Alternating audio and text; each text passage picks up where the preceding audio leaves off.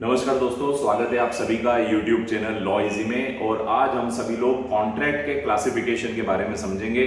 कितने प्रकार के कॉन्ट्रैक्ट होते हैं, कितने प्रकार के एग्रीमेंट होते हैं।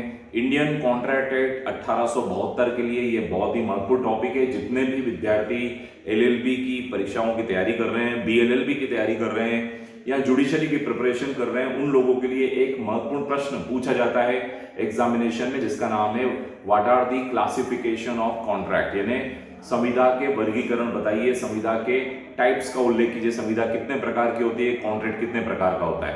तो आज के इस वीडियो लेक्चर में हम सभी लोग क्लासिफिकेशन ऑफ कॉन्ट्रैक्ट के बारे में समझेंगे। कॉन्ट्रैक्ट कितने पार्ट में होता है। आप सभी के सामने डिस्प्ले में एक चार्ट किया हुआ है। इस चार्ट के माध्यम से आप आसानी से कॉन्ट्रैक्ट के क्लासिफिकेशन को समझ सकते हैं। तो आप सभी का स्वागत है YouTube चैनल लॉ इजी में। और आज हम सभी लोग कवर करने वाले हैं क्लासिफिकेशन ऑफ कॉन्ट्रैक्ट। इस क्लासिफिकेशन ऑफ कॉन्ट्रैक्ट को हिंदी में वर्गीकरण भी कहा जा सकता है कि संविदा का वर्गीकरण। और वर्गीकरण को हम प्रकार, संविदा के प्रकार के बारे में भी समझ सकते हैं। तो इस प्रकार आज हम लोग कवर करने वाले हैं संविदाओं का वर्गीकरण। वर्गीकरण को हम प्रकार भी कहते हैं, जैसा कि मैंने आपको बताया कि संविदा जो है, आज संविदाओं के हम लोग प्रकार की चर्चा करेंगे, काइंड्स की चर्चा करेंगे।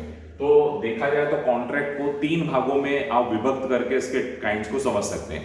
पहला जो है वैलिडिटी के आधार पर, वैलिडिटी मतलब वैधता के आधार पर, वैधता मतलब कानून में उस कॉन्ट्रैक्ट की क्या वैल्यू है। वैधता के आधार पर कॉन्ट्रैक्ट जो है वो 5 भागों में बांटा है। एक तो होता है वैलिड मतलब जो कानून की दृष्टि से सही है और वैलिड है, कानून इसमें मदद भी करेगा। यदि कोई व्यक्ति कॉन्ट्रैक्ट को नहीं निभा रहा है तो कानून आपकी मदद करेगा, कोर्ट में आप केस लगा सकते हैं। और ये वैध होते हैं वैलिड कॉन्ट्रैक्ट में, यानी इसमें सारे तत्व जो बताए गए थे कॉन्ट्रैक्ट के कि कॉन्ट्रैक्ट मेजर द्वारा होना चाहिए, साउंड माइंड होना चाहिए, फ्री कंसेंट होना चाहिए, कॉम्पिटेंट पार्टी होना चाहिए। तो वैलिड कॉन्ट्रैक्ट को हम वैध संविदा बोलते हैं। तो पहला कॉन्ट्रैक्ट होता है वैध, जो कानूनन सही है, ये वैलिडिटी के आधार पर है। उसके बाद है वॉइड कॉन्ट्रैक्ट जो होते हैं। वॉइड कॉन्ट्रैक्ट मतलब शून्य का मतलब होता है ऐसे कॉन्ट्रैक्ट जिनका वैल्यू, यानी जिनका मूल्य कानून की दृष्टि में नहीं है। यदि अवयस्क के साथ कॉन्ट्रैक्ट कर दिया, किसी पागल व्यक्ति के साथ कॉन्ट्रैक्ट कर दिया गया है, तो ऐसी स्थिति में ऐसे कॉन्ट्रैक्ट वॉइड होते हैं। तीसरे नंबर पे आते हैं वॉइडेबल। हम इसको वॉइडेबल क्यों बोलते हैं? वॉइडेबल मतलब शून्य करणीय। तो शून्य करणीय संविदा वो होती है, शून्य करणीय ऐसी संविदा जो वैलिड भी हो सकती है, जो वॉइड भी हो सकती है, मतलब जो सही भी हो सकती है, यानी खड़ा सिक्का होता है, जो हेड भी हो सकता है, टेल भी हो सकता है।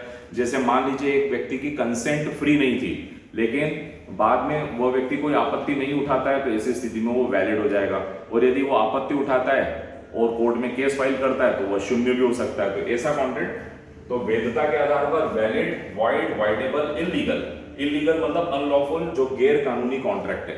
A B से कॉन्ट्रैक्ट किलिंग करता है, मारने की सुपारी दे रहा है कि मैं तुम्हें 1 लाख रुपए देता हूं, तुम जाके फला व्यक्ति को मार दो। दोनों के बीच में एक अनुबंध हो गया, दोनों के बीच में एक करार हो गया, लेकिन ये करार इलीगल है, कानून के विपरीत होने की वजह से ये इलीगल कॉन्ट्रैक्ट कहलाएगा।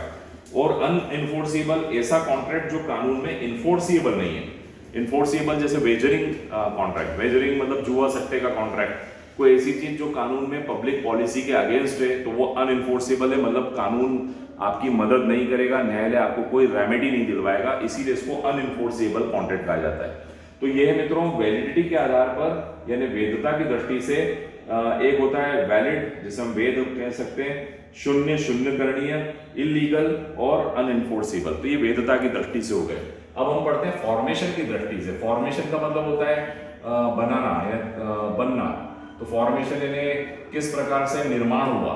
तो निर्माण की दृष्टि से देखा जाए तो कॉन्ट्रैक्ट एक होता है एक्सप्रेस मतलब ऐसा कॉन्ट्रैक्ट जो अभिव्यक्त है, एवरीथिंग इज क्लियर, जो लिखी हुई है, जो चीज एक्सप्रेस कर दी जाती है, भले वो रिटर्न में हो या ओरल में हो। एक्सप्रेस मतलब अभिव्यक्त, जो स्पष्ट रूप से दिखाई दे रहा है। एक होता है इम्प्लाइड, जिसको हम बोलते हैं विविक्षित का मतलब होता है ऐसी चीज जो दिखाई नहीं देती है, लेकिन वो हाव भाव से, बॉडी लैंग्वेज से ऐसा लगता है कि वह कॉन्ट्रैक्ट है। जैसे उदाहरण के तौर पर आप किसी कॉफी शॉप में जाते हैं और कॉफी आपको सर्व कर दी गई और आप कॉफी पी भी लेते हैं, तो आपका कॉफी को लेना, कॉफी को पीना, यह इस बात को दर्शाता है कि आप उस कॉफी का मूल्य देंगे। फिर भले ही आप दोनों के बीच में कोई एक्सप्रेस प्रस्ताव नहीं था, ऑफर नहीं था, प्रपोजल नहीं था, आपने कॉफी ऑर्डर नहीं की थी, लेकिन फिर भी आपके आचरण से कॉन्ट्रैक्ट का निर्माण हो गया, इसको विविक्षित कॉन्ट्रैक्ट कहा जाता है। इसी प्रकार अर्ध यानी क्वाजी कॉन्ट्रैक्ट, यानी इनको क्वाजी कॉन्ट्रैक्ट भी एक प्रकार से इम्प्लाइड कॉन्ट्रैक्ट का एक रूप होता है। क्वाजी कॉन्ट्रैक्ट के बारे में कॉन्ट्रैक्ट की चैप्टर नंबर 5 में 68 से लेकर 72 तक 5 धाराओं में क्वाजी कॉन्ट्रैक्ट के बारे में बताया गया है। अब एक क्वाजी कॉन्ट्रैक्ट अर्ध संविदाएं होती है। अर्ध संविदाओं का तात्पर्य यह हो गया ऐसे कॉन्ट्रैक्ट जो जिसमें फॉर्मल एलिमेंट तो नहीं है, प्रस्ताव नहीं है, स्वीकृति नहीं है, लेकिन ऑटोमेटिकली वो धीरे धीरे कॉन्ट्रैक्ट की दिशा में बढ़ जाते हैं, तो ये क्वाजी कॉन्ट्रैक्ट कहलाते हैं। टैसिट कॉन्ट्रैक्ट भी इम्प्लाइड कॉन्ट्रैक्ट का एक रूप होता है, जिसमें भी ऑटोमेटिकली व्यक्ति के आचरण से ये लगता है कि व्यक्ति अब कॉन्ट्रैक्ट करेगा, अपने भाग को, अपने दायित्व को निभाएगा। तो सेकंड, फॉर्मेशन की दृष्टि से, निर्माण की दृष्टि से express contract, implied contract, quasi contract and tacit contract. अब हम लोग परफॉर्मेंस की दृष्टि से देखते हैं कॉन्ट्रैक्ट परफॉर्मेंस, यानी कार्य करने की दृष्टि से। परफॉर्मेंस का मतलब होता है परफॉर्म करना, कॉन्ट्रैक्ट को निभाना।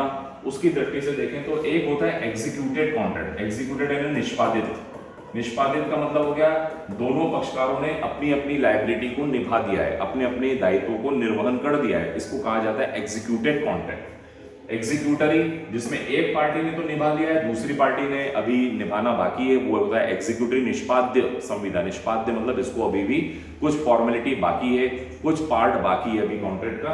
एक होता है यूनिलेटरल कॉन्ट्रैक्ट, वो होता है जिसमें एक पक्षकार की तरफ से काम होगा, ये होता है यूनिलेटरल। और बाइलेटरल कॉन्ट्रैक्ट वो होता है जिसमें दोनों पक्षकारों की तरफ से कुछ न कुछ बंधन है, यानी दोनों को ही कुछ ना कुछ करना पड़ेगा, जब ये व्यक्ति करेगा तो वो व्यक्ति करेगा। बाइलेटरल यानी द्विपक्षीय, यूनिलेटरल मतलब एक पक्षीय।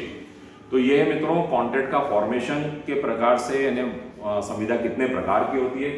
तो ब्रॉडली हम देखें, संविदा 3 भागों में बांटी गई है, वैलिडिटी वैधता की दृष्टि से, फॉर्मेशन की दृष्टि से और परफॉर्मेंस की दृष्टि से। वैधता की दृष्टि से valid, void, voidable, illegal, unenforceable, and निर्माण की दृष्टि से एक्सप्रेस, इम्प्लाइड, क्वाजी, टैसिट, और परफॉर्मेंस की दृष्टि से executed, executory, unilateral and bilateral.